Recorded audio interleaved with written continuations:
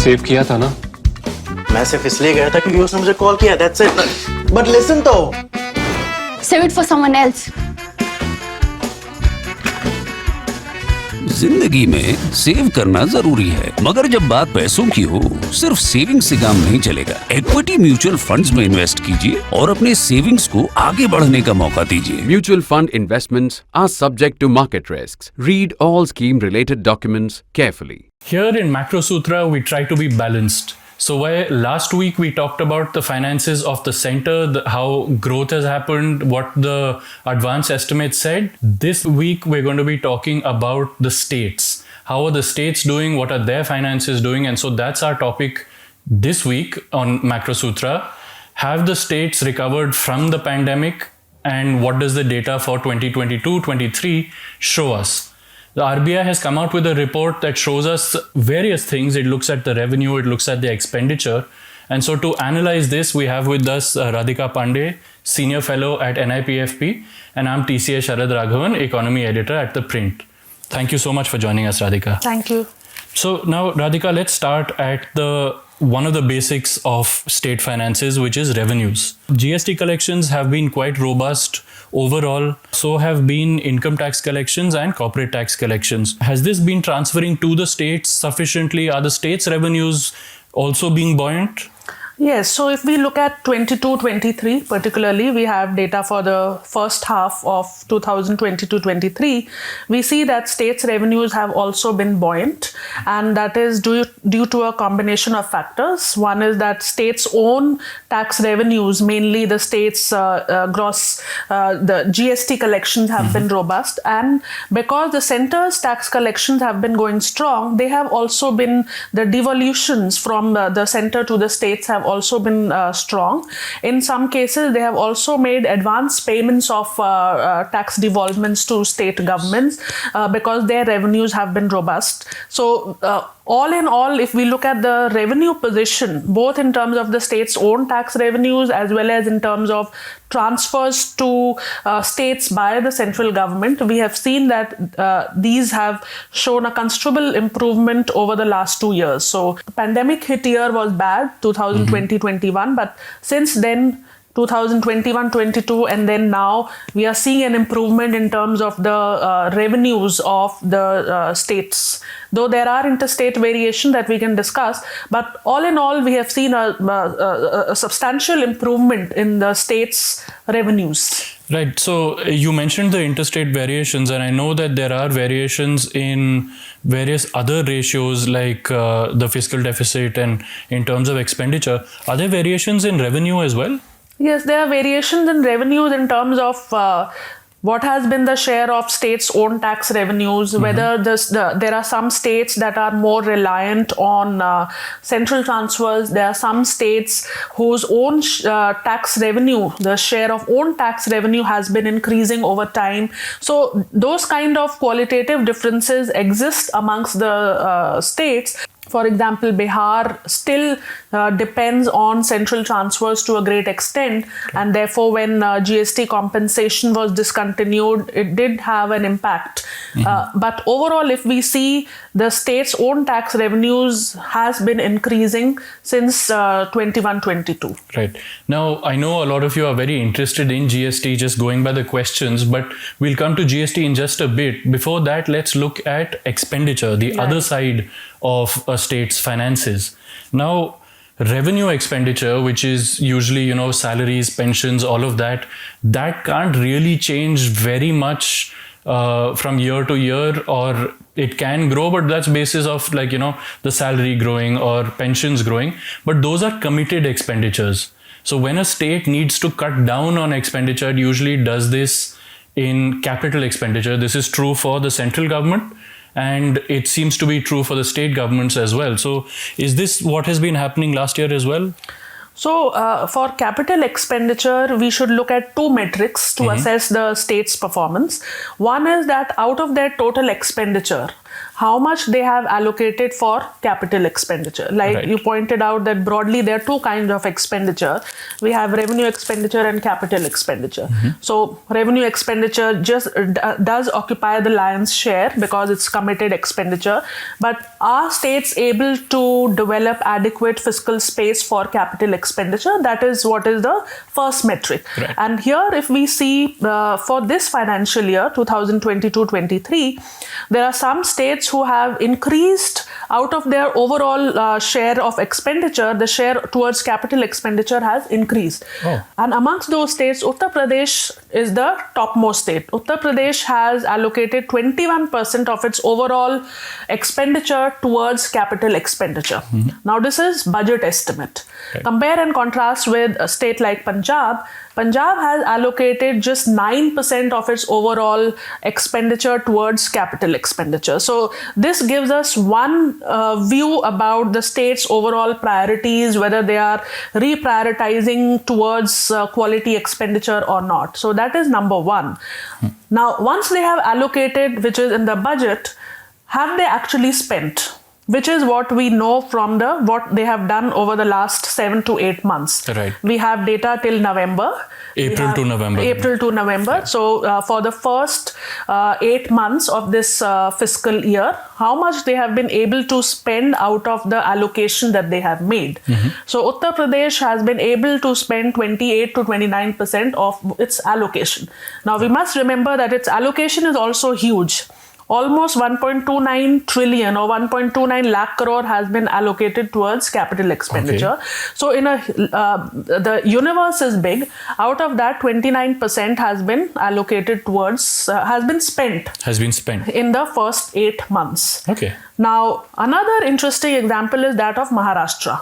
Maharashtra, for the first 8 months, they are actually in a fiscal surplus. Their revenue receipts have been more than expenditure, but still they have spent only roughly 14 to 15% of their expenditure on capital expenditure. And this is an unusual situation to be in, in a surplus, right? In a surplus, yes. In fact, there are 2-3 states which are in surplus. Okay.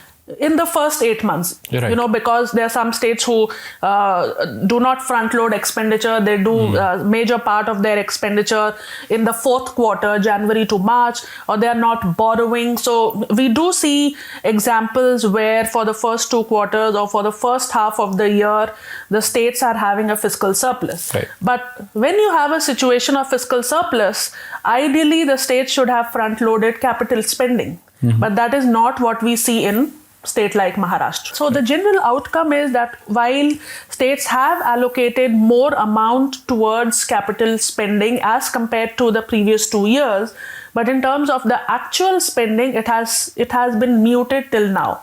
Okay. Overall, for the first 8 months, we need to see whether in the coming 4 months it picks up or not.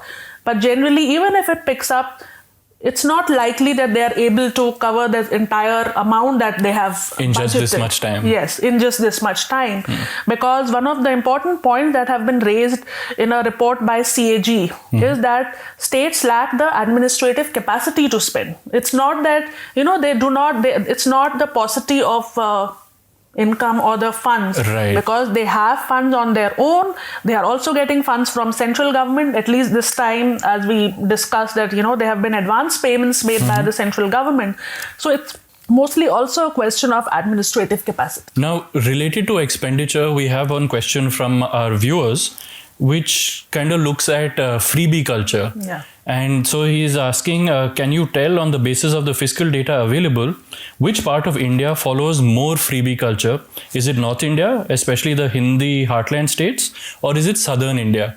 Now, freebies would ideally or would typically come under revenue expenditure, right? Correct. Yes. Freebies would come under revenue expenditure, but there is no, it's very hard to define freebies as one of the specific heads in the fiscal calculation on amongst the fiscal parameters. But we can identify some of the proxies for freebies like subsidies, some of the non-merit subsidies or unproductive subsidies, or giving farm loan waivers is another example of freebies. So based on that, if we look at these kind of spending that are incurred by states, we don't see that it's particularly a North Indian culture or a South Indian culture. There are states like in the north, there are states like Punjab, which is very prominent in freebies. But then there are states in the south also like Telangana, which is also doing a lot of these advancing freebies. And there are various ways of assessing, the importance or the magnitude of freebies. One is as a proportion of your total state's GDP. One is what is the freebies as a proportion of the state's own tax revenues. So there are various metrics to assess what is the magnitude of freebies in the overall budget of the states. And based on that, various states feature. There are like 5-6 states belonging to both North and South, which are prominent in freebies. As I mentioned, Punjab is one, then Telangana is one, Andhra Pradesh, Jharkhand. So there are states on both sides. And for this, RBI released another report. Last year it had released on the risk analysis of states' finances. There they have a useful discussion and a table also on freebies. So it will be useful to look at that. Right. And so now we know that overall the revenue position of the states are pretty strong. Yes. And the expenditure also seems to be kind of muted this year. So then this of course should tell us that their fiscal deficit ratios are in a better position? Yes, their fiscal deficit ratios are in a better position as compared to last year and as compared to the pandemic hit year of 2020-21. This time it's budgeted to be 3.4% of GDP, though it is still above the 3% which is mandated as part of the FRBM, but it is still below the 4% because we know that the central government gives certain relaxations to states in terms of additional borrowing if they do certain kinds of reforms like power sector reform, or they follow some reforms on the ration front. So based on that, we are still within the 4% range, though again, as I mentioned, there are interstate variation. For example, Himachal Pradesh has budgeted in this current year also 5% as the fiscal deficit to GDP ratio. So there is Himachal Pradesh with 5%, there are some states with 2%, there are some states with 1%. So there are interstate variations, but overall on an aggregate basis, we do see that there is a reduction in fiscal deficit as compared to the previous 2 years. And also that, again, if we look at the first 8 months, what has happened? There also the states are faring much better as compared to the first 8 months of last year or the first 8 months of 2020-21. So on these metrics, we can say that the fiscal position of states has seen an improvement. And is there some sort of pattern emerging for this deficit? Because a deficit can happen if revenues fall below or if expenditure rises too high. Yes. So is there some pattern emerging that the states which have a high fiscal deficit, it's because they're overspending, or is it because their revenues are falling low? It's mostly because they are overspending and they have allocated more amount towards the revenue expenditure. I see. As I mentioned, Punjab has allocated 91% of its overall expenditure towards revenue expenditure and only 9% towards capital expenditure. So there the fiscal deficit or the borrowing pattern will be different from a state like Uttar Pradesh that has allocated 21% towards capital spending. Again, for Uttar Pradesh till now, even though they have spent only 21% on capex, they have borrowed also less. They have only borrowed 20 to 21% of the overall borrowing target that they have done in the last 8 months of this year. So yes, there are these patterns that states which are more inclined towards committed expenditures, they tend to borrow more as compared to those who are trying to drift away from committed expenditure and also make space for capital spending. Then they are also becoming more fiscally prudent and more prudent towards borrowing. Right. And now related to borrowing, there is another question from our viewers, which is there has been recent news that the debt of states is rising. Does this debt mainly come from the central government or from outside agencies? And are the states also subject to certain debt limits or agreements when they take debt from the central government? Yes. So on the debt front, we have seen again the metric to look is the debt to GDP ratio, which has come down from the pandemic hit year of 2020-21. In that year, the debt to GDP ratio had risen to more than 31%.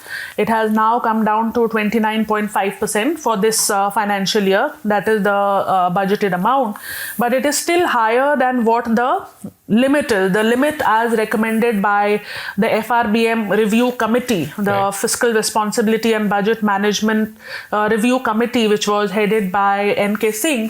The committee had recommended that the fiscal deficit should be of states, or the borrowing of the states should be 20 to 21% of GDP. Of GDP, okay. So we are still far away from that.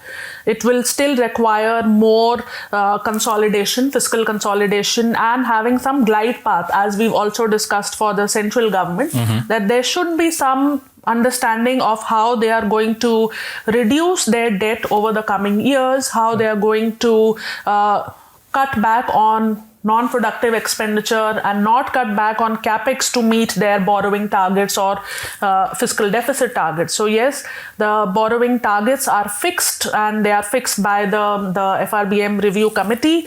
The fiscal deficit is also fixed as part of the FRBM, though the central government gives certain relaxations, and that we have talked about in terms of the reforms that they want the states to adopt. Right. And now, as I mentioned, there's a lot of interest on GST, and so we have several questions. We're going to take them all together because they are quite similar in nature, and they address some of the same points. So we have one, which is, why, in spite of record-breaking GST collections, is there a tussle between the states and the central government in respect of GST share? Is it that the states are demanding a higher share, or is it that the center is not transferring in a timely manner? Then Anshul asks, after GST, is it true that income sources and avenues for states to increase their revenue have reduced, and especially for producer states? Now, Ajit Prasad asks, has GST implementation helped the already industrialized states, or is it helping the consuming states, the agrarian states? Karthik Parashar asks, which states are doing better with the implementation of GST? He says, as far as I know, except for Delhi, all the states have huge deficits. What's the solution for these huge deficits? Okay. So the first question was on the tussle between the central and the state governments. Yes, so there is a tussle, and that tussle has intensified after the end of the GST compensation. So we know that for 5 years, the central government paid compensation to states for the revenue shortfall owing to GST implementation. That GST compensation ended in June-July this year. And since then, some of the states have been demanding that the revenue sharing formula of GST should be changed. Right now, we know that within GST, there are 3 components. There's CGST, SGST, and IGST. There is a 50-50 sharing between central and states. So states want that it should be more inclined towards the states because they are doing the bulk of the expenditure. So that tussle is definitely there. But if we talk about the timely payment, so as regards the timely payment, there is no problem because the central government has been advancing the transfers to states. The devolution has increased because their own taxes have been buoyant. In terms of the central government also gives what is called the grant on revenue deficit, right? Which is determined on the basis of recommendations of the Finance Commission. Yes. So even if there is a deficit on the revenue deficit front, that is to some extent compensated by the central government based on the recommendations of the Finance Commission. There also the central government has been front loading those revenue deficit grants also. Right. So as regards the timely payment, there is not much of a problem, and we do not see states facing problem as regards revenue crunch because we also know that central government has given loans to states. The share of loans internally. One is states borrow from the market, but the central government has also given loan to states. One of the scheme is for the capital investment. Yes. We know that for the last 2 years, the central government has been advancing 50-year interest-free loans to the state governments for stepping up their capital spending. As regards the transfers from the central to the state government, they have been timely and in fact they have been advanced. But yes, that tussle is there because of the end of the GST compensation. And particularly for some states which are more reliant on central transfers and they are not able to generate enough revenues within own tax revenues, there's a problem for those states. Right, and now coming to the producer states versus consumer states, is there GST kind of favors which side? I think since it's a consumption tax. It's a consumption driven tax. So in principle, GST is more beneficial for states which are consumer states. Right. Those states which are consuming, because it is a destination based tax rather than an origin based tax. So in principle, it will favor the tax revenues will be more for those states which are consumer states. Right. But based on the analysis, what turns out is that the consumer states are also the producer states. So if we say that, Maharashtra, Gujarat are producer states, Tamil Nadu is a producer state, but they also turn out to be consumer states. I see. So overall, it's very hard to just discern or make a list of states that are losers and the states that are gainers. But in principle, yes, it is a consumption state, which is a departure from the previous framework where it was a origin-based taxation. The other metric also to assess whether states have benefited or not, or which kind of states have benefited, is to look at the GST registrations. Right. What has happened to GST registrations over the last 5 years or just after the implementation of GST? So there are different metrics to assess which states have benefited. And here there's a very interesting study done by one of the rating agencies called INDRA, where they have shown that GST has not actually resulted in a very strong incremental boost to the state's revenues. Right. The growth of SGST is lower than the growth of the taxes which have been subsumed under GST. So basically, if there was no GST, they might have been doing better. Yeah. So in terms of the state, and that is why they were provided compensation. Yes. Yes. So the state, the taxes like excise taxes, the other taxes, they were growing. So they have taken a period of 2014 to 2017, that is pre-GST period, and 2018 to 2021. So the growth rate of the taxes in the 2014-17, their taxes other than the state's GST were growing at a higher rate as compared to SGST. But that again can be attributed to a number of factors because we have had a slowdown from 2019 onward. So there are a number of factors. So it's very hard. But yes, it needs to incorporate a number of factors. It needs to incorporate a number of conditions, and then only we can come to some definitive conclusion here. Right. So now this is the GST revenue that goes to states, but there is the 5-year compensation was also given so that they could have a window where they could grow their own tax revenues, the non-GST revenues. Yes. So again, we have another question from Anshul, which asks, should reforms be brought in to improve avenues of direct taxes to states, as there are less avenues of direct taxes for them to raise direct taxes, while some states levy a professional tax, most don't kind of exploit all of the avenues they have for direct taxes. Is this one thing that they should do? They should, revenues and expenditures need to be looked at in tandem. So revenues will increase, that is one thing, but they have to also scale back or cut back on their non-productive expenditures to see that their deficits lower. And also to improve the revenue front, they have to do other things like, bring about digitization. They have this revenue on land. That is one of the major source of tax for them. Now, if they move towards digitization, the revenues from this will improve. So one thing is that the existing sources of revenues also, they can harness technology to improve tax revenues. Now, what kind of direct taxes would move from the center to state? Whether can we say that corporate taxes should be levied by states or income taxes should be levied by states? That will again depend on the expenditure allocation also. Like, central government is doing defense, security. So once we start talking about movement of direct taxes from central to state, we also need to redefine the entire expenditure paradigm also. So it's a very different discussion altogether.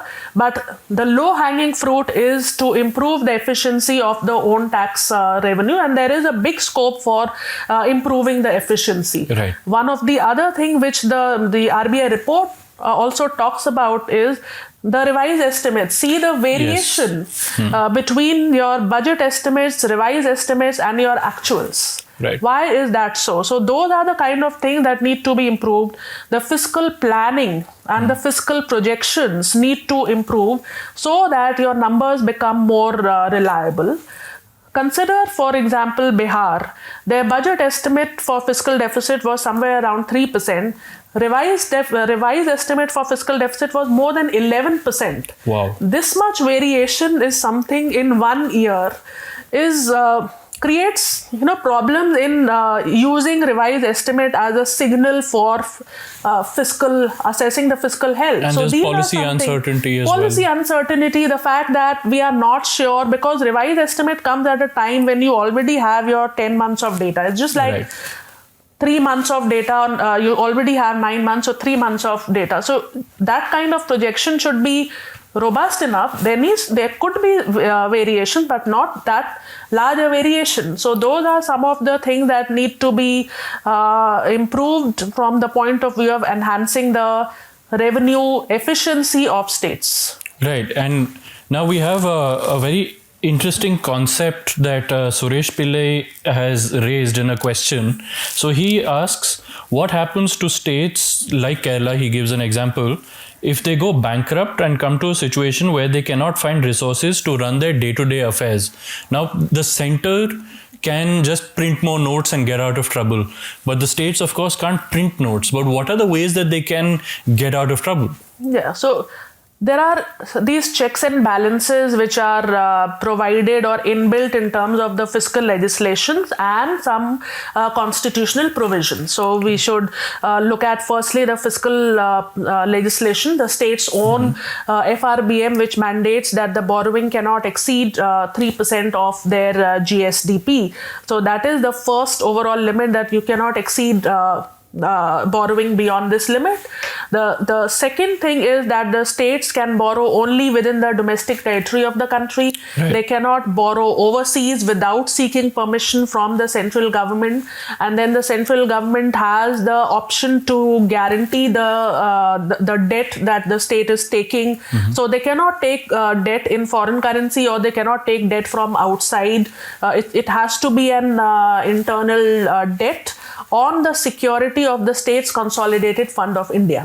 Right. So these checks and balances have been provided, and the central government has the flexibility of guaranteeing the debt which is incurred by the state government as provided within the constitutional provision. So these checks and balances are there to ensure that it's a very extreme possibility that the state governments go bankrupt because these checks and balances are there. But and also on the borrowing, there is a limit of 40% of GSDP. So these limits are there, and hopefully states will stick to these limits. Right. So basically, the center is not going to allow something like this to happen. Yes. So that's actually what we have. We have the states, their revenue position for the most part is stronger. Their expenditure seems to be that it could do with a little bit of a push, especially capital expenditure. Fiscal deficit ratios for most of the states seem to be in a healthy position. They still need improvement, but the improvement is already happening. There's some states that are in a little bit of trouble, but they also, if they come up with a consistent forecasting plan of what their revenues and expenditures are going to be, they should also improve. That's all we have for you today. Thank you for joining us.